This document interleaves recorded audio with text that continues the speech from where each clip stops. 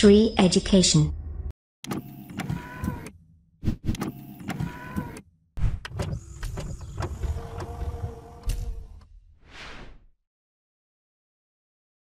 नमस्कार दोस्तों, बहुत बहुत स्वागत करता हूं मैं आप सभी का श्री एजुकेशन की तरफ से और मेरा नाम है रवि। तो दोस्तों, आज के इस वीडियो में हम एसएससी सीजीएल के बारे में जो हम वीडियो सीरीज बना रहे हैं इंडियन पॉलिटी का, उसका वीडियो नंबर 10 है। वीडियो नंबर जो पार्ट इस 10 में हम उसके आगे पढ़ेंगे। जो हम पार्ट्स के बारे में जो क्वेश्चंस आते हैं वो हम बता रहे हैं आपको। अब तक जो सबसे इम्पोर्टेंट पार्ट्स था हमारा, जो पार्ट नंबर 3 था, भाग नंबर 3 था, तीसरा भाग जो है भारतीय संविधान जो कि मौलिक अधिकार थे, उसके बारे में जो बहुत सारे क्वेश्चन आते हैं वो हमने बता दिए वहाँ तक। तो आज उसके आगे हम बताएंगे आपको। ये सीरियल वाइज चल रहा है तो आपके लिए बहुत बेनिफिशियल होगा। आपको पूरा इंडियन पॉलिटी भी समझ में आ जाएगा अगर आप पहले से आपको नहीं आता हो। तो आज ना हम राज्य के जो नीति निर्देशक तत्व है, directive principle of Indian state, उसमें जो क्वेश्चन आपसे पूछे जाते हैं और उसके बाद मौलिक कर्तव्य और भी जो हमारे पार्ट्स आते जाएंगे उसके बारे में बताते जाएंगे आपको और उसके बारे में एक्सप्लेन भी करते जाएंगे।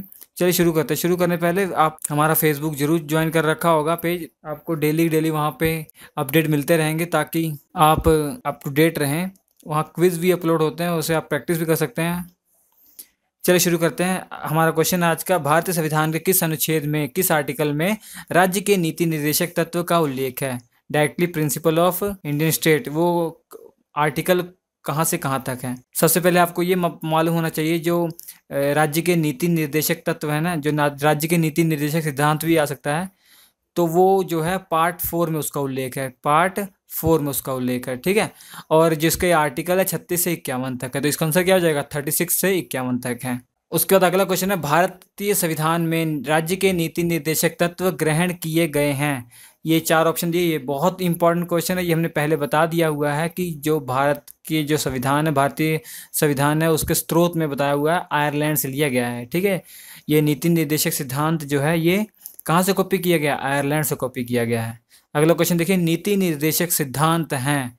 ये 4 ऑप्शन दिए गए हैं। वाद योग्य, वाद योग्य नहीं। वाद योग्य मतलब एक्शनेबल, ठीक है। वाद योग्य नहीं, नॉट एक्शनेबल, तो वाद योग्य नहीं है इसका आंसर हो जाएगा, ठीक है। मतलब कोई भी न्यायपालिका किसी भी राज्य को बाध्य नहीं कर सकती नीति निर्देशक तत्व के मामले में। ये राज्यों का कर्तव्य है जो नीति निर्देशक सिद्धांत है, इसके लिए उन पे कोई बाध्य नहीं किया जा सकता। तो अगला क्वेश्चन है, संविधान में कल्याणकारी राज्य का आदेश दिया जाता है। तो ये इसका आंसर हो जाएगा, नीति निर्देशक तत्वों में ना कल्याणकारी राज्य का आदेश दिया जाता है। कल्याणकारी राज्य का, तो ये इंपॉर्टेंट क्वेश्चन है, आप याद रखिए। कल्याणकारी राज्य का आदेश किस भाग में दिया जाता है? ये नीति निर्देशक तत्वों में दिया जाता है, ठीक है। समान कार्य के लिए समान वेतन भारत के संविधान में सुनिश्चित किया गया है। जो समान कार्य के लिए समान वेतन है वो भारत के संविधान में किस में सुनिश्चित किया गया है ये, ठीक है। तो ये जो राज्यों के नीति निर्देशक सिद्धांत है ना, इसी का अंग है, ठीक है। ये राज्य के नीति निर्देशक सिद्धांतों का अंग है। कौन? कि समान कार्य के लिए समान वेतन होगा। अगला क्वेश्चन देखिए, एक कल्याणकारी राज्य के निर्देश आदर्श वर्णित हैं। वही आ गया ना, कल्याणकारी राज्य के निर्देश आदर्श वर्णित है। किसमें है? ये राज्य के नीति निर्देशक सिद्धांतों में है, नीति निर्देशक तत्वों में है। ये आंसर हो जाएगा। भारत के संविधान में अंतर्राष्ट्रीय सुरक्षा को प्रोत्साहन देना सुनिश्चित या सन्निहित है। तो ये राज्य के नीति निर्देशक सिद्धांतों में ही है। अंतर्राष्ट्रीय शांति और सुरक्षा जो है इसका 51 आर्टिकल में है, जो कि राज्य के नीति निर्देशक तत्वों का आखिरी आर्टिकल। हम जानते हैं 36 से 51 तक है, तो 51 वाला है जिसमें ये बताया गया। अगला क्वेश्चन है, नीति निर्देशक तत्वों को कार्यान्वित करने के लिए क्या मूल अधिकारों का हनन हो सकता है? यस, हो सकता है। कुछ का हो सकता है, कुछ मौलिक अधिकारों का हनन हो सकता है। ये नीति निर्देशक तत्वों को अगर लागू किया जाए, कि अगर मतलब पूरा उस पर कार्यान्वित किया जाए तो हो सकता है। अगला क्वेश्चन है, भारतीय संविधान के निम्नोक्त भागों में से किस एक में न्यायपालिका और कार्यपालिका के पार्थक्य का प्रावधान है? तो राज्य के नीति निर्देशक सिद्धांतों में है, तो इसका आर्टिकल 50 में जिक्र किया गया है, ठीक है। आर्टिकल 50 में न्यायपालिका और कार्यपालिका का पृथक्करण जो है वो आर्टिकल 50 में है, जो कि राज्य के नीति निर्देशक सिद्धांतों का ही भाग है। अगला क्वेश्चन है, निम्नलिखित में से किस वर्ष संविधान में मूल कर्तव्यों को अंतः स्थापित किया गया। अब देखिए, अब बात आ रही है मूल कर्तव्यों की। मूल कर्तव्य जो आप याद रखिए, ये बाद में जोड़े गए हैं। ये 4A है, भाग इसका कौन सा है? 4A है, ठीक है। 4 तो आपको पता ही हो गया, राज्य के नीति निर्देशक सिद्धांत। और 4A या 4 का हिंदी में बोले तो वो क्या है? मौलिक कर्तव्य है। तो इसका आंसर हो जाएगा 1976। 1976 में जो 42वां संशोधन हुआ था, 42वां संविधान संशोधन हुआ था, ये 1976 में, वो तब ये मौलिक कर्तव्यों को जोड़ा गया, ठीक है। अगला क्वेश्चन है, नागरिकों के मूलभूत कर्तव्यों की सिफारिश किस समिति ने की थी? तो ये 4 ऑप्शन आपके पास दिए गए, याद रखिए, स्वर्ण सिंह समिति ने की थी। अगला क्वेश्चन देखिए, 42वें संविधान संशोधन के 10 आचार आदर्शों को किस नाम से जाना जाता है? तो ये 4 ऑप्शन है। सिंपल सी बात है, जो 42वां संविधान संशोधन हुआ था उसमें क्या जोड़ा गया था? मौलिक कर्तव्य जोड़े गए थे, जो कि 10 मौलिक कर्तव्य थे, ठीक है, 10 मौलिक कर्तव्य थे। अगला क्वेश्चन है, मौलिक कर्तव्यों को निर्धारित किया गया किस संशोधन में? ये आपको हमने बता दिया, 42वें संशोधन में, संविधान संशोधन में, जो कि 1976 में हुआ था, ठीक है, याद रखिएगा। अगला क्वेश्चन है, 1976 में 42वें संशोधन द्वारा संविधान में नागरिकों के लिए कितने मौलिक कर्तव्य निश्चित किए गए थे? तो ये 10 मौलिक कर्तव्य निश्चित किए गए हैं, ठीक है, 10 मौलिक कर्तव्य हैं। अगला क्वेश्चन है, मूलभूत संविधान में कौन से भाग में राज्य लोक कल्याण की संकल्पना सम्मिलित की गई है?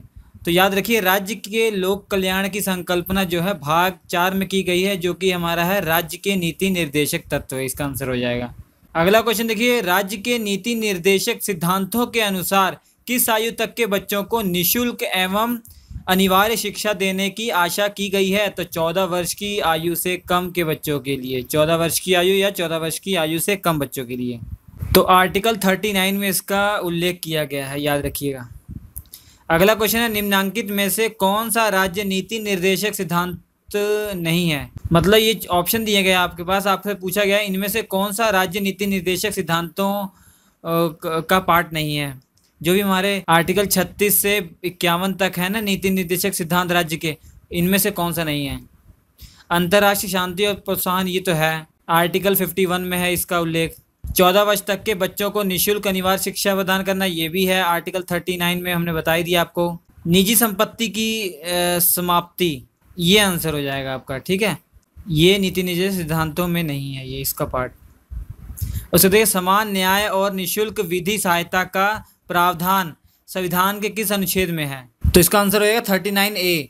निःशुल्क जो कानून सहायता है वो उसका प्रावधान किस में है? 39A, जो कि राज्य के नीति निर्देशक सिद्धांतों का भी पार्ट है।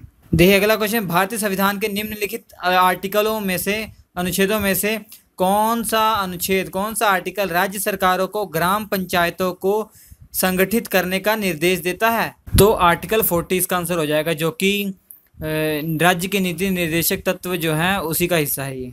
अगला क्वेश्चन देखिए, इनमें से कौन राज्य के नीति निर्देशक सिद्धांतों में सम्मिलित नहीं है? 4 ऑप्शन में से आपको बताना है कौन से राज्य के नीति निर्देशक सिद्धांतों में सम्मिलित नहीं है। तो आंसर हो जाएगा सूचना का अधिकार, सूचना अधिकारी, ये क्या है? फंडामेंटल राइट है हमारा, RTI, राइट टू इन्फॉर्मेशन, जो कि जम्मू कश्मीर में लागू नहीं होता, आप सब जानते होंगे। अगला क्वेश्चन है, भारत के कल्याणकारी राज्य होने का विचार पाया जाता है? एक तो ये संविधान की प्रस्तावना में भी है और नीति निर्देशक सिद्धांतों में भी है, तो A और C आंसर हो जाएगा।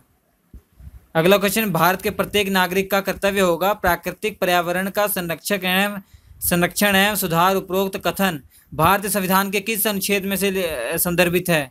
तो ये 51A है, जो कि हमारा मौलिक कर्तव्य है, जो पार्ट हमारा है, ये जोड़ा गया है बाद में, 51 आर्टिकल A है, ठीक है ये।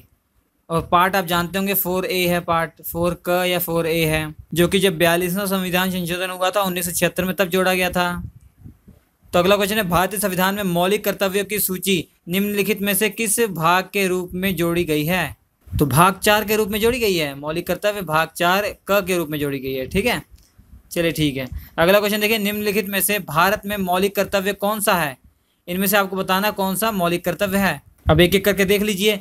दूसरा देखिए, न्यायपालिका से कार्यपालिका का पृथक्करण जो है आर्टिकल 51 में, इसका 50 में जिक्र किया गया है, इसका आर्टिकल 50 में, जो कि ये क्या है? राज्य के नीति निर्देशक तत्व। 51 तक आप जानते होंगे, 36 से 51 जो आर्टिकल है वो राज्य के नीति निर्देशक सिद्धांत हैं। जबकि पूछा गया मौलिक कर्तव्य 51A पूछा गया, जो कि 10 मौलिक कर्तव्य हैं। दूसरा ऑप्शन देखिए, हमारी मिलीजुली संस्कृति की समृद्ध विरासत को संरक्षित करना व महत्व प्रदान करना, ये हो जाएगा आंसर। ये हमारा क्या है, मौलिक कर्तव्य है, हम सबका मौलिक कर्तव्य है। बच्चों के लिए मुफ्त व अनिवार्य शिक्षा, ये तो निर्देशक सिद्धांत है। छुआछूत की परंपरा को समाप्त करना, ये हमारा क्या है, ये मौलिक अधिकार है, ये तो हमारा। तो आंसर क्या हो जाएगा, दूसरा ऑप्शन हो जाएगा। ठीक है, अगला क्वेश्चन देखिए, भारत के संविधान के अनुसार भारतीय नागरिकों के मूल कर्तव्य निम्नलिखित में से क्या है। राष्ट्रगान, ये है राष्ट्रगान, ध्वज आदि का सम्मान, ये है हमारा मूल कर्तव्य। वैज्ञानिक प्रवृत्ति का विकास, ये भी हमारा मूल कर्तव्य है। तो राष्ट्रीय एवं संस्कृति विरासत का संरक्षण है परिरक्षण, ये भी हमारा मूल कर्तव्य। तो आंसर क्या हो जाएगा, उपरोक्त सभी हमारा आंसर हो जाएगा। अगला क्वेश्चन देखिए, भारतीय संविधान के किस आर्टिकल में भारतीय नागरिकों के मूल कर्तव्य शामिल है। 51A, बहुत ईजी है, सिंपल से बात है। अगला क्वेश्चन, निम्नलिखित में से कौन सा कर्तव्य भारतीय नागरिकों के कर्तव्यों में शामिल नहीं है। तो ये तो बहुत इजी क्वेश्चन लिख रहा होगा। देखिए चारों ऑप्शन में से यही दिख रहा है, सत्तारूढ़ राजनीतिक दल का समर्थन करना, ये हमारा मौलिक कर्तव्य थोड़ा ना है। तो ये आंसर हो जाएगा। तो वीडियो अच्छा लगा हो तो लाइक कीजिए, इसके बाद वाले वीडियो ना देखना भूलिए। जो बाकी के पार्ट्स हैं उनके बारे में जो क्वेश्चंस आएंगे वो हम बताएंगे। तो हम सीरियल वाइज चल रहे हैं। वीडियो अच्छा लगा हो तो प्लीज़ लाइक कीजिए, शेयर कीजिए दोस्तों के साथ। स्क्रीन पर आपके 4 वीडियो आ रहे हैं, बहुत इंपॉर्टेंट वीडियो हैं, देख लीजिएगा। हम आपसे मिलते हैं अगले एपिसोड में, तब तक के लिए नमस्कार।